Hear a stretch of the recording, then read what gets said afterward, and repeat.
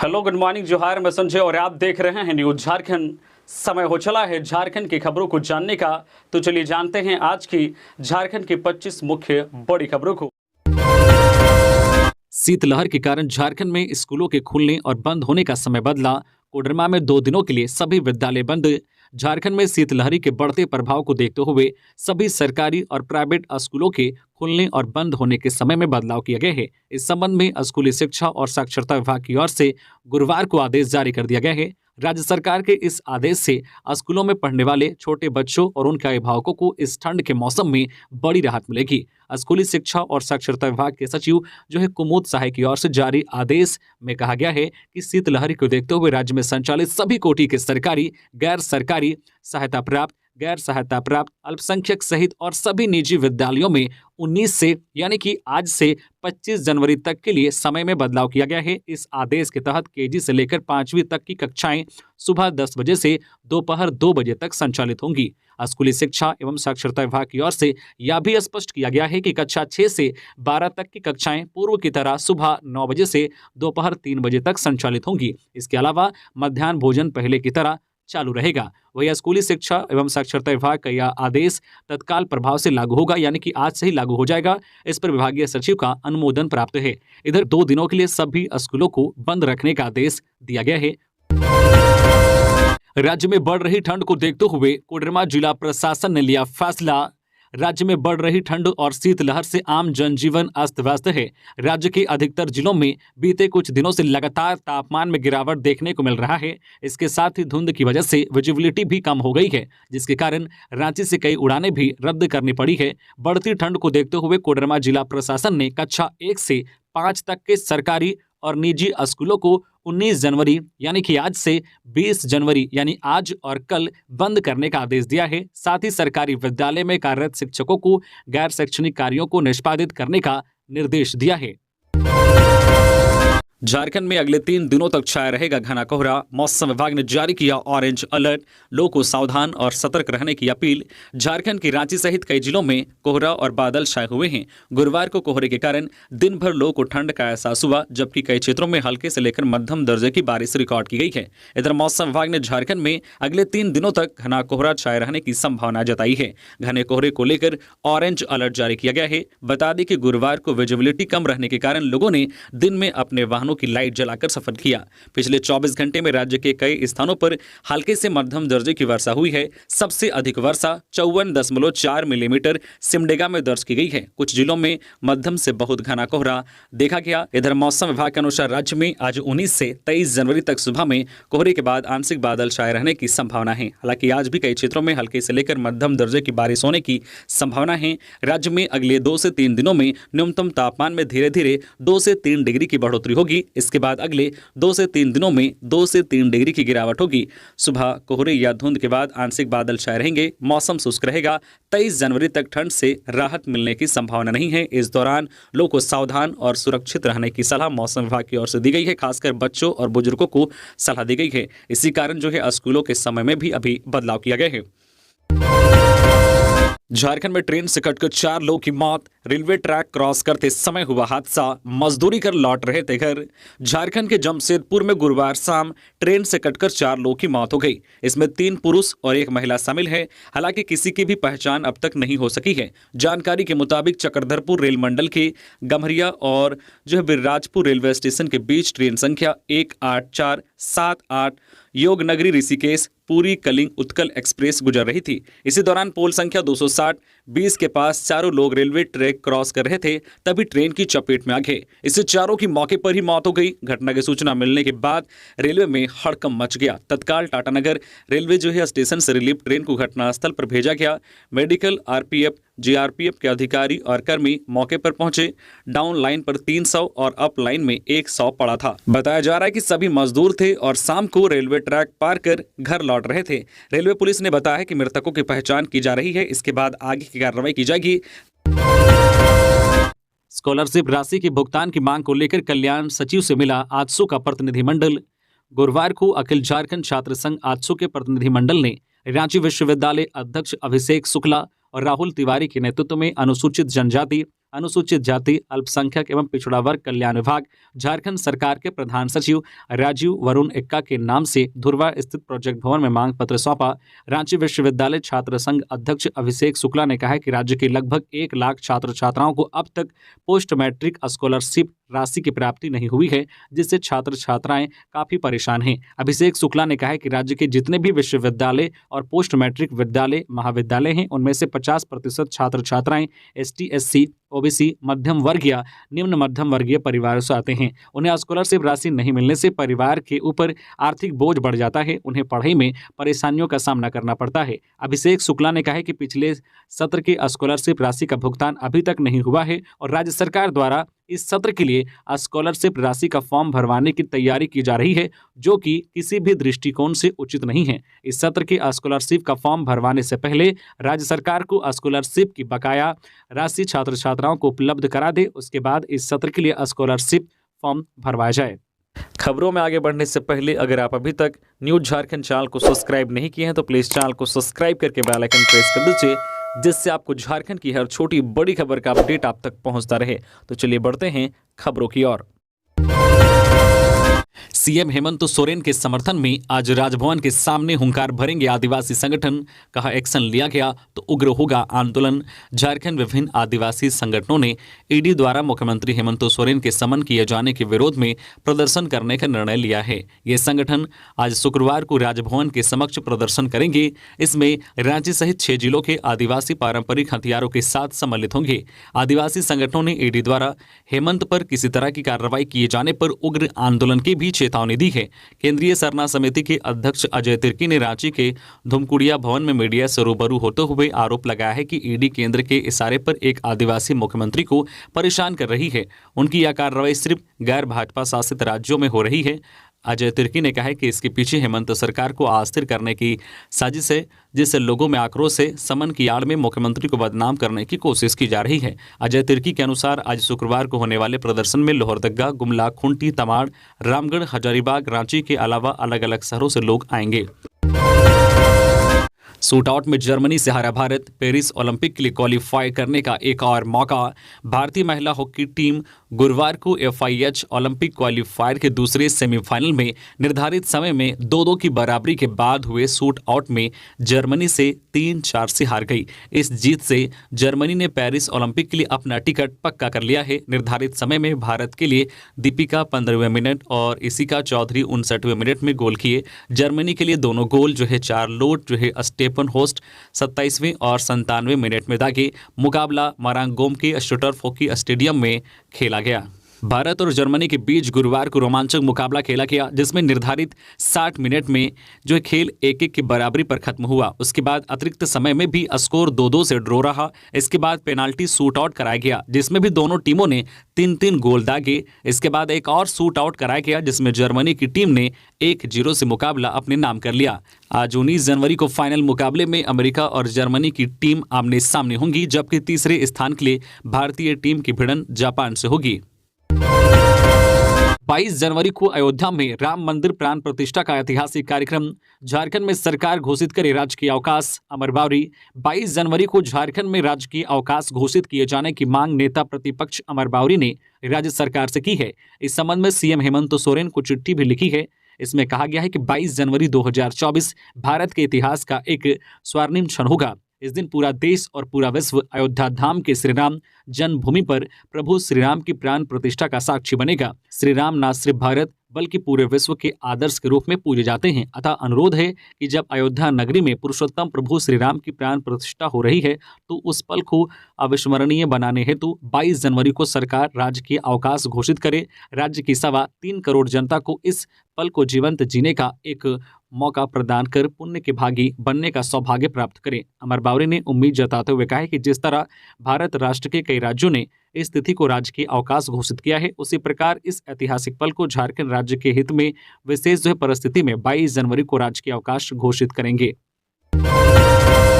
धोनी पर मानहानि का केस, दिल्ली हाई कोर्ट में हुई सुनवाई। कोर्ट ने कहा, पहले महेंद्र सिंह धोनी को दे केस की जानकारी, अब 29 जनवरी को हियरिंग। भारतीय क्रिकेट टीम के पूर्व कप्तान महेंद्र सिंह धोनी के खिलाफ दिल्ली हाई कोर्ट में मानहानि का केस दायर किया गया है, जिस पर गुरुवार को सुनवाई हुई। यह सुनवाई जस्टिस प्रतिभा एम सिंह की अदालत में हुई। सुनवाई के दौरान अदालत को बताया गया है कि धोनी के बिजनेस पार्टनर मिहिर दिवाकर और उनकी पत्नी सौम्या दास ने यह याचिका दायर की है। धोनी पर किए गए मानहानि के केस की जानकारी उन्हें नहीं दी गई है। इस पर जस्टिस प्रतिभा एम सिंह ने कहा है कि दायर याचिका पर सुनवाई या दूसरी जानकारी लेने से पहले MS धोनी को बताएं कि उन पर उनके बिजनेस पार्टनर ने मानहानि का केस किया है। अदालत ने कहा है कि प्रतिवादी संख्या 1 यानी महेंद्र सिंह धोनी को केस की जानकारी देना उचित है। अदालत ने केस की जानकारी ईमेल के जरिए भेजने का आदेश दिया है। इस मामले में अब सुनवाई के लिए अदालत ने 29 जनवरी की तारीख तय की है। पूर्व विधायक संजीव सिंह को नहीं मिलेगी जमानत, इलाज के लिए मांगा था प्रोविजनल बेल, एम्स में हो रहा इलाज, कोर्ट ने खारिज की याचिका। झरिया के पूर्व विधायक संजीव सिंह को जमानत नहीं मिलेगी। झारखंड हाईकोर्ट में जस्टिस रंगन मुखोपाध्याय की अदालत ने सुनवाई के बाद याचिका को खारिज कर दिया। दरअसल संजीव सिंह की ओर से दायर जमानत याचिका में कहा गया था कि वे गंभीर रूप से बीमार हैं, ऐसे में उन्हें बेहतर इलाज के लिए 30 दिनों का प्रोविजनल बेल दिया जाए। बुधवार को इसी याचिका पर हुई सुनवाई के दौरान अदालत ने जानना चाहा था कि पूर्व विधायक संजीव सिंह का एम्स में इलाज शुरू हुआ या नहीं। इस सवाल का जवाब देने के लिए 18 जनवरी की तारीख दी थी। गुरुवार को हुई सुनवाई में राज्य सरकार ने बताया है कि संजीव सिंह का इलाज शुरू हो गया है। हालांकि इसी दौरान प्रार्थी की ओर से बताया गया है कि इलाज काफी धीमी गति से हो रही है। प्रार्थी और सरकार दोनों का पक्ष सुनने के बाद अदालत ने कहा है कि जब संजीव सिंह का इलाज एम्स में चल रहा है तो जमानत नहीं दी जा सकती। इसके बाद याचिका खारिज कर दी गई। बम से घर को उड़ाने की नक्सली कोशिश नाकाम, बाल बाल बचा परिवार, पोस्टर चिपकाकर जान मारने की धमकी। झारखंड के लातेहार जिले के हेरहंज में नक्सली संगठन JJMP ने घर को बम से उड़ाने की कोशिश की। हालांकि बम नहीं फटने के कारण बड़ा हादसा टल गया। घर पर पोस्टर चिपकाकर नक्सलियों ने जान मारने की धमकी दी है। पीड़ित दिनेश सिंह ने कहा है कि उनकी किसी से दुश्मनी नहीं है। सूचना मिलते ही पुलिस मौके पर पहुंची और जांच में जुट गई है। इधर नक्सली वारदात के बाद घर वालों समेत इलाके में हड़कंप है। थाना प्रभारी ने मामले की जांच करने की बात कही है। लातेहार जिले के हेरहंज थाना क्षेत्र के दिनेश सिंह के घर को JJMP उग्रवादी संगठन ने बम से उड़ाने की कोशिश की। गनीमत रही कि बम ब्लास्ट नहीं हो सका, इस कारण घर व आसपास के लोग बाल बाल बच गए। JJMP उग्रवादी संगठन ने सब जोनल कमांडर ने दिनेश के घर में पोस्टर चिपकाकर जान मारने की धमकी दी है। नक्सलियों ने धमकी दी है कि दिनेश सिंह उर्फ दीना सिंह को बहुत जल्द गोली मार देंगे। 15 दिन के अंदर हेरहंज चौक एवं बाजार में गोली मारने की धमकी दी गई है। नक्सली पोस्टर के जरिए कहा गया है कि तुम्हारी पत्नी व बच्चा को भी उठा सकते हैं, इससे तुम धमकी मत समझना, तुमको मेरा आदमी कभी भी मार सकता है, तुम अपने आप को बहुत रंगदार समझते हो, हेरहंज के अंदर मारेंगे और घर को उड़ा देंगे। जापान को परास्त कर फाइनल में पहुंचा अमेरिका। FIH हॉकी ओलंपिक क्वालिफायर्स के तहत पहला सेमीफाइनल मैच जापान और अमेरिका के बीच हुआ। इसमें अमेरिका ने 2-1 से जीत हासिल की। इसके साथ ही जो ओलंपिक क्वालिफायर मुकाबले के फाइनल में पहुंचने वाली वह पहली टीम बन गई। Jaipal Singh astroturf hockey stadium में गुरुवार को खेले गए इस मुकाबले के पहले और दूसरे क्वार्टर तक दोनों में से किसी भी टीम को एक भी गोल करने में कामयाबी नहीं मिली। हाफ टाइम के बाद तीसरे क्वार्टर में जापान के लिए एमेरू शिमाडा ने एक गोल कर स्कोर 1-0 कर दिया। हालांकि इसके बाद अमेरिका की कप्तान एशले होपमैन ने आखिरी क्वार्टर में अपने खेल से टीम की जबरदस्त वापसी कराई और टीम को 2-1 से जीत दिलाई। उनके अलावा तमीर ने भी टीम के लिए एक गोल किया। आखिर में मुकाबला 2-1 पर खत्म हुआ और अमेरिका की टीम सेमीफाइनल में पहुंच गई। जमशेदपुर और गिरिडीह में पुलिस की छापेमारी में धराए 12 साइबर अपराधी। गिरिडीह और जमशेदपुर पुलिस को साइबर अपराधियों के खिलाफ छापेमारी कर 12 लोगों को गिरफ्तार किया गया है। पुलिस ने प्रतिबिंब ऐप के जरिए इन्हें दबोचा है। अहिल्यापुर थाना क्षेत्र के पंचनटान गांव में छापेमारी कर गिरफ्तार किया है। इनके पास से पुलिस ने 16 mobile phone, 28 SIM card, 8 ATM समेत कई अन्य सामान बरामद किए गए हैं। जमशेदपुर पुलिस ने प्रतिबिंब ऐप में शिकायत के बाद ग्रामीण पुलिस ने 6 साइबर अपराधियों को गिरफ्तार किया है। पुलिस ने चाकुलिया के पुरनापानी निवासी नवीन चंद्र महतो, रामचंद्र महतो, राहुल महतो, अजय दलाई, सुजय दलाई और जय सेन गुप्ता को गिरफ्तार किया गया है। आरोपियों के पास से पुलिस ने 6 मोबाइल फोन भी बरामद किया है जिसे साइबर ठगी में इस्तेमाल किया जाता था। इधर गिरिडीह पुलिस ने प्रतिबिंब पोर्टल की मदद से 6 अपराधियों को गिरफ्तार किया है। इनके पास से 16 mobile phone, 28 SIM card, 8 ATM समेत कई अन्य सामान बरामद हुए हैं। SP दीपक कुमार शर्मा ने बताया है कि अब तक कुल 172 साइबर अपराधियों की गिरफ्तारी हो चुकी है, जबकि 4,37,310 रुपये नगद बरामद किए जा चुके हैं। झारखंड के 3 साइकिलिस्ट एशियाई ट्रैक साइकिलिंग चैंपियनशिप में दिखाएंगे गति का जादू। झारखंड के 3 साइकिलिस्ट एशियाई ट्रैक साइकिलिंग चैंपियनशिप में अपना जलवा दिखाएंगे। तीनों खिलाड़ियों का चयन भारतीय टीम के लिए किया गया है। इनके नाम हैं नारायण महतो, सबीना कुमारी और सरिता कुमारी। नारायण और सबीना ने झारखंड राज्य खेल प्रोत्साहन सोसाइटी JSSPS के ट्रायल में अपना जोहर दिखाया। भारतीय टीम में शामिल करने के लिए इनका ट्रायल 17 और 18 जनवरी को हुआ। बता दें कि एशियाई ट्रैक साइकिलिंग चैंपियनशिप प्रतियोगिता का आयोजन दिल्ली में 21 से 25 फरवरी तक होगा। एसीबी ने मांगा जूनियर इंजीनियर की संपत्ति का ब्यौरा। भ्रष्टाचार का आरोप, एसीबी कर रही जांच। इंजीनियर के पास है करोड़ों की इमारत। भ्रष्टाचार निरोधक ब्यूरो एसीबी ने चाईबासा प्रमंडल कार्यालय में पदस्थापित जूनियर इंजीनियर अशोक कुमार की संपत्ति का ब्यौरा मांगा है। पत्र में इंजीनियर की आय, वेतन से होने वाली आमदनी की भी पूरी जानकारी मांगी गई है। इस संबंध में कार्यपालक अभियंता राधेश्याम मांझी के मुताबिक एसीबी से कार्यपालक को एक पत्र आया था। इस संबंध में सारी जानकारी साझा कर दी गई है। कार्यपालक अभियंता यह स्पष्ट रूप से नहीं बता पाए कि कनीय अभियंता जो है अशोक कुमार के खिलाफ किस मामले में जांच चल रही है। एसीबी द्वारा जूनियर इंजीनियर अशोक कुमार के आय से संबंधित जानकारी मांगे जाने को लेकर उनके खिलाफ आय से अधिक संपत्ति का मामला की जो है जांच होने की संभावना जताई जा रही है। 11 फरवरी को रांची में जुटेंगे 1 लाख आदिवासी। जनजाति सम्मेलन की तैयारियों को लेकर बाबूलाल मरांडी ने दिए निर्देश। बीजेपी अनुसूचित जनजाति मोर्चा की बैठक प्रदेश कार्यालय में हुई। बैठक में 11 फरवरी को रांची में होने वाले राष्ट्रीय जनजाति सम्मेलन की तैयारियों को लेकर बैठक हुई। बैठक में प्रदेश पदाधिकारी, प्रदेश कार्य समिति सदस्य, जिला अध्यक्ष शामिल हुए। बाबूलाल मरांडी ने कहा कि 11 फरवरी को रांची में जनजाति मोर्चा द्वारा आयोजित होने वाले जनजाति सम्मेलन में 1 लाख से अधिक आदिवासी शामिल होंगे। इसके लिए मोर्चा के प्रदेश कार्यकर्ता गांव-गांव एवं बूथ में जाकर प्रधानमंत्री और बीजेपी द्वारा आदिवासी समाज के लिए किए गए कार्यों को बताते हुए सम्मेलन में आने का निमंत्रण दे। पलामू के छतरपुर बाजार में बाइक सवार अपराधियों ने चीनी व्यवसायी को मारी गोली। भर्ती। पलामू जिले के छतरपुर बाजार में बाइक सवार अपराधियों ने चीनी व्यवसायी शुभम कुमार को गोली मार दी। गंभीर स्थिति में इलाके के लिए अनुमंडलीय अस्पताल में भर्ती किया गया। यहां से उसकी गंभीर स्थिति को देखते हुए MRMCH रेफर कर दिया। गोली मारने वाले अपराधियों की संख्या 3 थी। व्यवसायी शुभम कुमार कलेक्शन के लिए निकला हुआ था। घटना के कारण स्पष्ट नहीं हुआ है। पुलिस मामले की छानबीन में जुट गई है। छतरपुर के थाना प्रभारी शेखर कुमार ने घटना की पुष्टि करते हुए कहा कि पुलिस पूरे मामले की छानबीन में जुटी हुई है। कारण स्पष्ट करने की कोशिश की जा रही है। अपराधियों की पहचान कर गिरफ्तारी में टीम जुटी हुई है। बताया जाता है कि हमलावरों की संख्या 3 थी। हमलावरों ने गोली मारने से पहले गाड़ी का शीशा उतरवाया, गोली मारी और हवाई फायरिंग करते हुए जपला की तरफ भाग गए। घायल शख्स जो है हरिहरगंज के व्यवसायी शंकर गुप्ता के बेटे बताए जा रहे हैं। इस घटना के बाद इलाके के व्यवसायियों में दहशत व्याप्त है। लोगों ने हमलावरों की गिरफ्तारी की मांग की है। हमलावरों की गिरफ्तारी नहीं होने पर आंदोलन की भी चेतावनी दी गई है। 8 IAS अफसर इधर से उधर। राजीव अरुण एक्का को सीएम के अपर मुख्य सचिव का प्रभार। राज्य सरकार ने 8 IAS अफसरों का तबादला कर दिया है।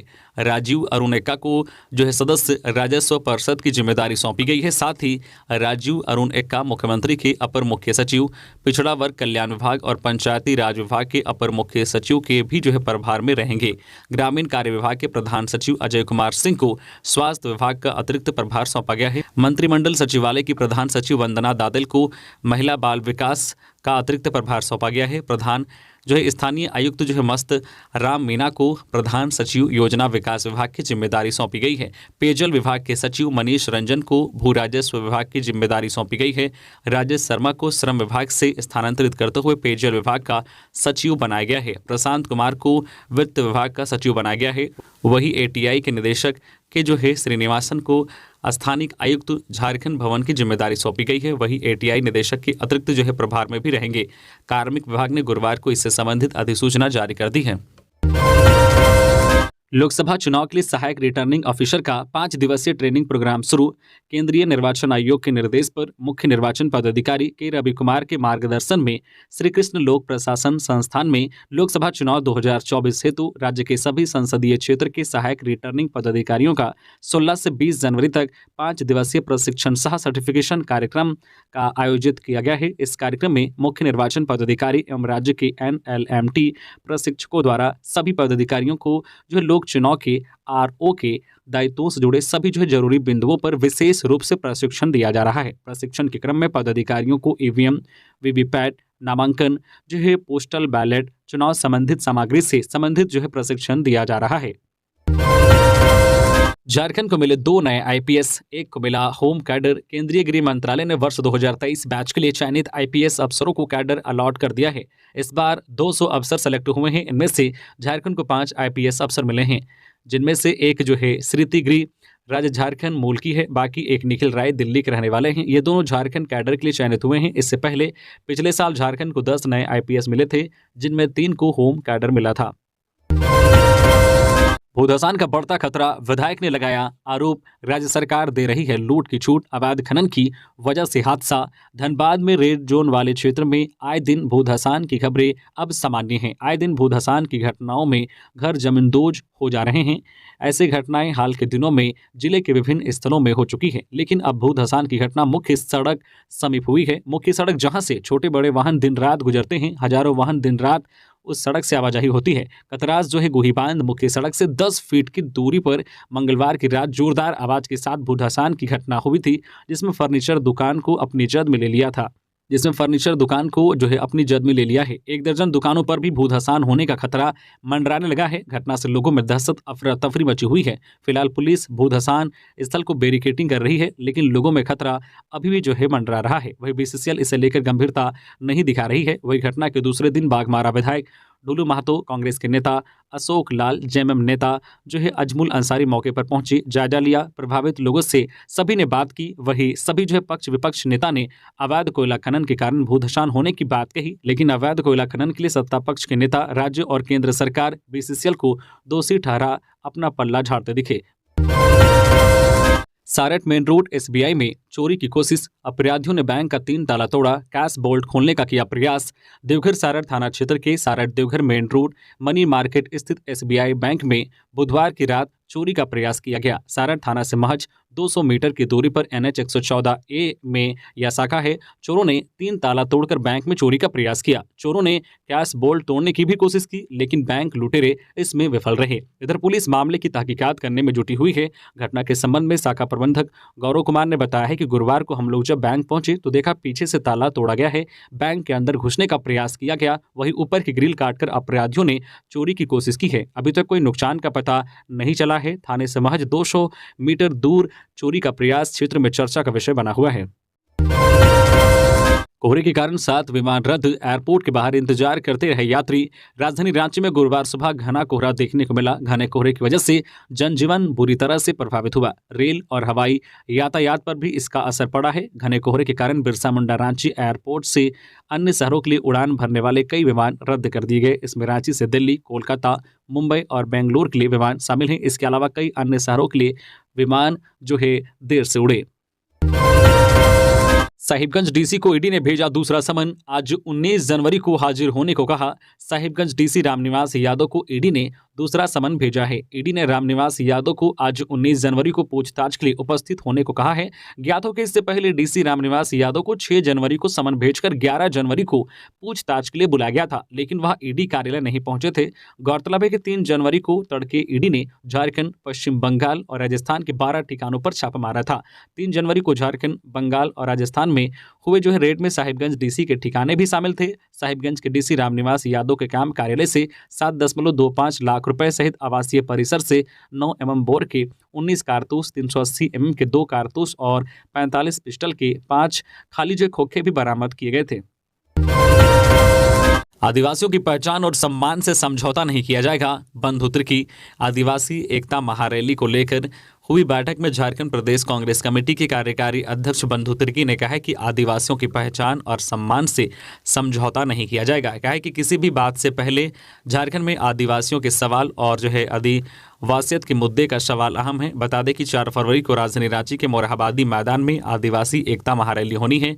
इसी की तैयारी के सिलसिले में मधुकम जतरा मैदान में गुरुवार को बैठक की गई।